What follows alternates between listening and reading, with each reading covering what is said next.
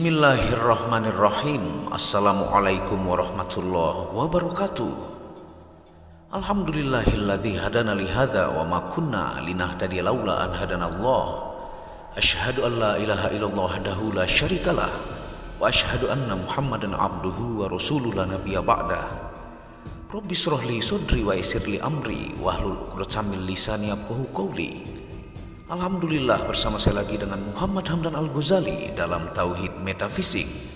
Nah, pada kesempatan yang berbahagia ini kita akan membahas tentang video sungguh ngerinya berburuk sangka bisa menjadi penyakit mental parah dan permanen.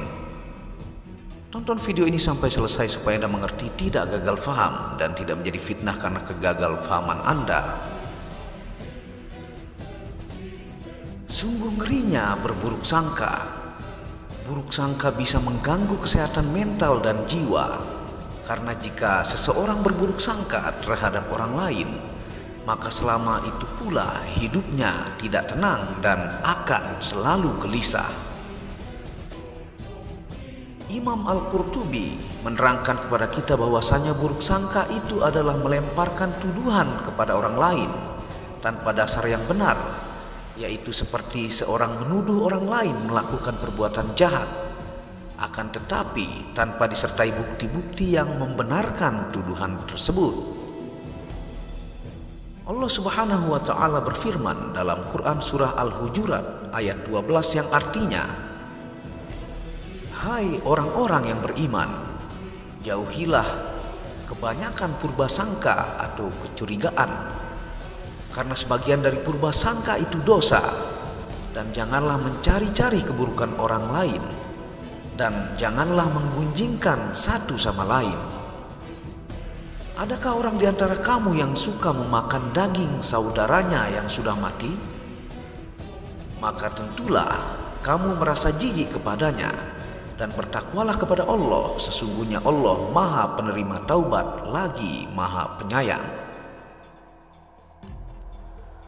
Ayat ini diperkuat dengan hadis Rasulullah SAW yang berbunyi, "Iyakum wa dzana fa inna zonna akzabul hadis," yang artinya jauhilah oleh kalian prasangka, karena sesungguhnya prasangka adalah perkataan paling dusta.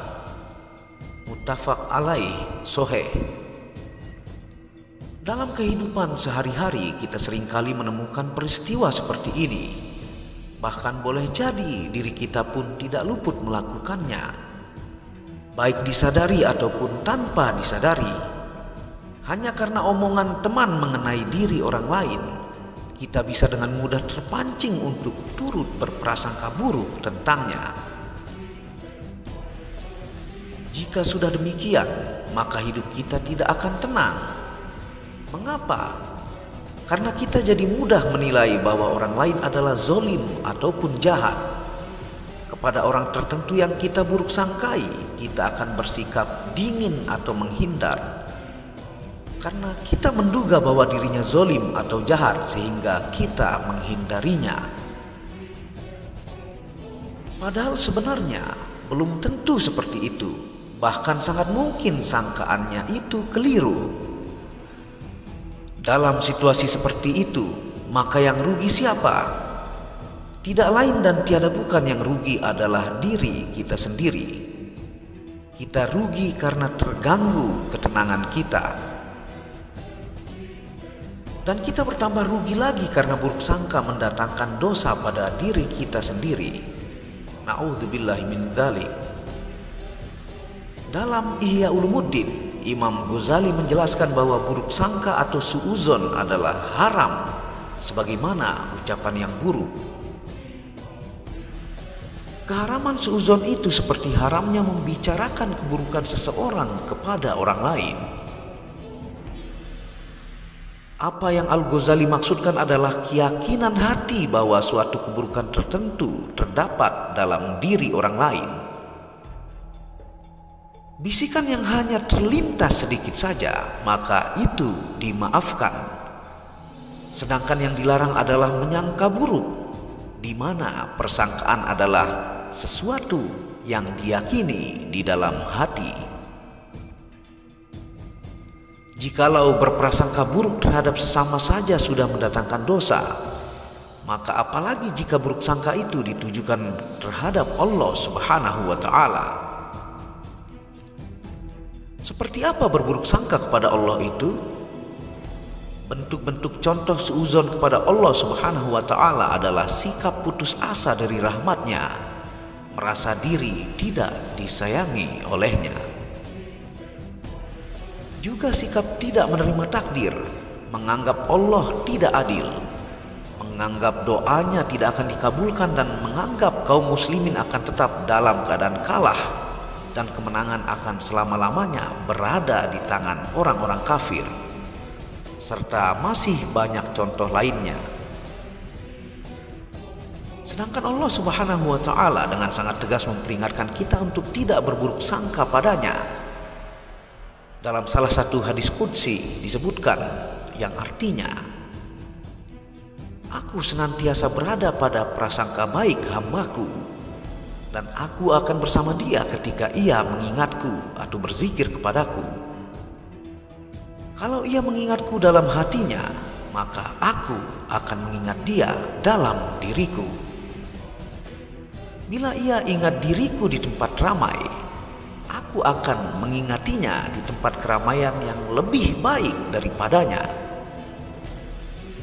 Kalau ia hambaku mendekat kepadaku sejengkal, akan kudekati ia sehasta.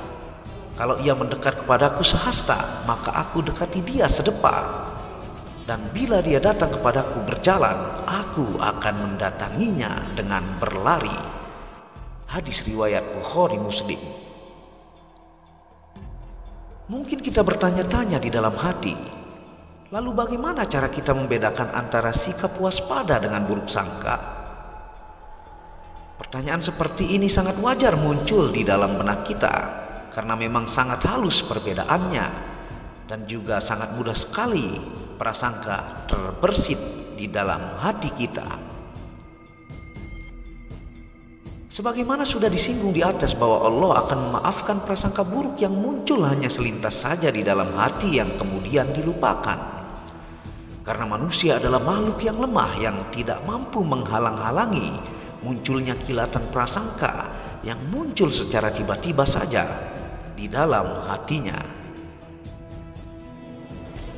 Namun apabila kilatan prasangka tersebut dipelihara terus, dilanjutkan atau ditumbuhkan dengan kecurigaan-kecurigaan berikutnya, apalagi hingga dibicarakan kepada orang lain, maka inilah yang mendatangkan dosa, sebagaimana dijelaskan oleh Imam Nawawi radhiyallahu an, bahwa buruk sangka yang hukumnya haram adalah prasangka buruk yang menetap di dalam hati seseorang. Sedangkan prasangka buruk yang muncul secara sekilat saja lalu hilang itu tidaklah mendatangkan dosa, karena memang di luar kemampuan manusia. Pendapat Imam Nawawi tersebut didasarkan kepada sebuah hadis yang menjelaskan bahwasanya Allah Subhanahu wa Ta'ala akan memaafkan seseorang hamba yang di dalam hatinya muncul suatu hal terlarang secara selintas saja, secara tidak sengaja, dan ia tidak melanjutkannya dengan cara menceritakannya atau melakukannya. Hadis tersebut adalah sabda Rasulullah SAW yang artinya, "Sesungguhnya Allah memaafkan bagi umatku apa yang terlintas di hati mereka, selama mereka tidak membicarakan atau melakukannya." Hadis riwayat Bukhari Muslim. Sebagaimana pengertiannya bahwa buruk sangka adalah menuduh orang lain berbuat keburukan tanpa didasari dengan bukti atau petunjuk yang kuat. Menurut penjelasan Imam Nawawi, maka jika persangkaan muncul karena didorong oleh petunjuk-petunjuk yang kuat dan bisa dipertanggungjawabkan, persangkaan ini tidaklah haram dan tidaklah termasuk kepada buruk sangka. Karena demikianlah tabiat manusia. Jika ia mendapatkan petunjuk-petunjuk yang kuat, maka muncullah persangkaan di dalam dirinya.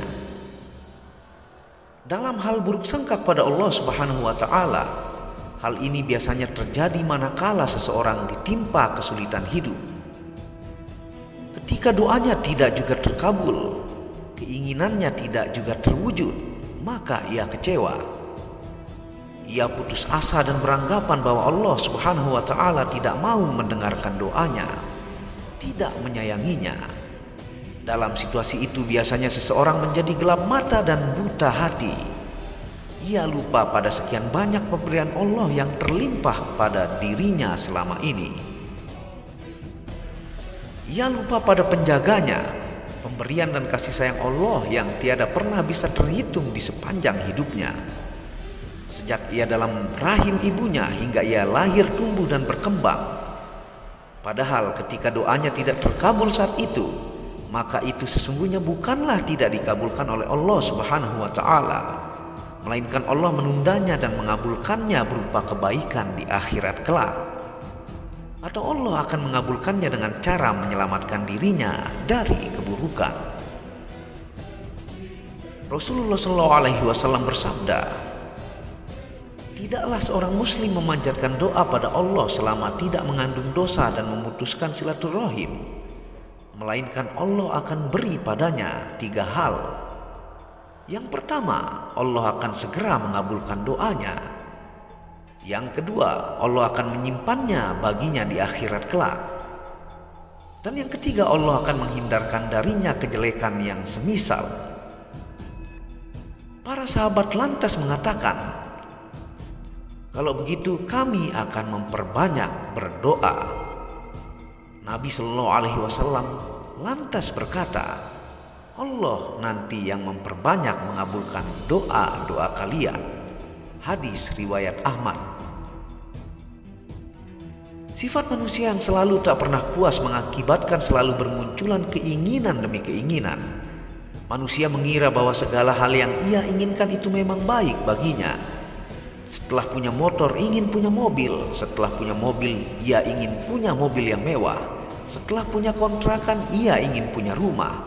Setelah punya rumah, ia ingin punya rumah yang lebih luas dan lebih indah. Begitulah seterusnya. Setelah punya pekerjaan, ia ingin punya jabatan atau kedudukan yang lebih tinggi lagi. Ingin punya penghasilan yang lebih tinggi lagi. Demikianlah manusia. Memang tidak salah manakala manusia punya keinginan, karena dengan adanya keinginan manusia akan hidup secara aktif dan kreatif. Namun yang keliru adalah ketika manusia memikirkan bahwa apa yang diinginkannya harus ia dapatkan, sehingga ia berusaha mendapatkannya dengan menghalalkan berbagai macam cara. Dan ketika ia gagal mendapatkannya, lantas ia putus asa dan menghujat siapa saja, tak terkecuali Allah Subhanahu wa Ta'ala. Inilah sikap yang salah. Berprasangka baik terhadap Allah Subhanahu wa Ta'ala akan membuat kita senantiasa siap menerima ketetapannya yang akan terjadi kepada kita, baik itu kenyataan yang sesuai dengan keinginan maupun yang tidak, baik itu kenyataan berupa keberuntungan maupun kenyataan berupa musibah. Prasangka baik terhadap Allah Subhanahu wa Ta'ala membuat kita senantiasa yakin bahwasanya setiap ketetapan Allah Subhanahu wa Ta'ala terhadap diri kita itu pada hakikatnya adalah kebaikan dan yang terbaik untuk kita. Selain mendatangkan dosa, buruk sangka juga mengganggu kesehatan mental dan jiwa. Karena setiap kali seseorang berburuk sangka terhadap orang lain, maka selama itu pula dirinya akan dipenuhi dengan pikiran-pikiran negatif. Kesehariannya tidak tenang, gundah gulana dan gelisah disebabkan prasangkanya sendiri. Buruk sangka tanpa terasa membuat seseorang menjadi berjiwa pengecut, karena ia terbiasa sibuk dengan prasangkanya tanpa ada keberanian untuk mencari kebenaran dan tabayun langsung kepada orang bersangkutan. Akibatnya kemudian, seseorang yang selalu berburuk sangka tentunya sulit untuk bahagia. Bahagia adalah keadaan di mana hati tenang dan tentram. Sedangkan dengan buruk sangka, ketenangan hati akan sangat sulit didapat. Mengapa? Karena rasa curiga dan pikiran negatif lebih mendominasi diri kita, menjadi kebiasaan yang berulang-ulang dan mendarah daging. Jika sudah demikian, bagaimana mungkin bisa tenang?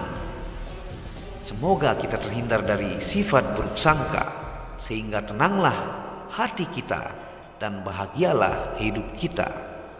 Wallahu a'lamu bishawab. Terima kasih sudah menonton video Muhammad Hamdan Al-Ghazali ini. Semoga berkah dan manfaat. Dan apabila ada kesalahan itu murni dari kebodohan saya sendiri, dan apabila ada benarnya itu datangnya dari Allah. Dukung channel ini untuk mengembangkan dengan mengklik tombol merah subscribe gratis dan lonceng notifikasi gratis, tidak ada ruginya. Anda bisa kunjungi second channel saya, yaitu Tauhid Metafisik, yang banyak membahas tentang ilmu mustika, pusaka, dan sejarahnya. Channel ketiga yaitu Maniak Hakiki, membahas lengkap gemstone secara internasional, gemologi, kandungan mineral, aura, zodiak, dan metafisika modern. Dan channel keempat yaitu Maniak Bacan, yang membahas tentang batu, keindahan batu bacan dengan kualitas bagus dengan harga bersahabat. Wabillahi taufiq wal hidayah. Assalamualaikum warahmatullahi wabarakatuh.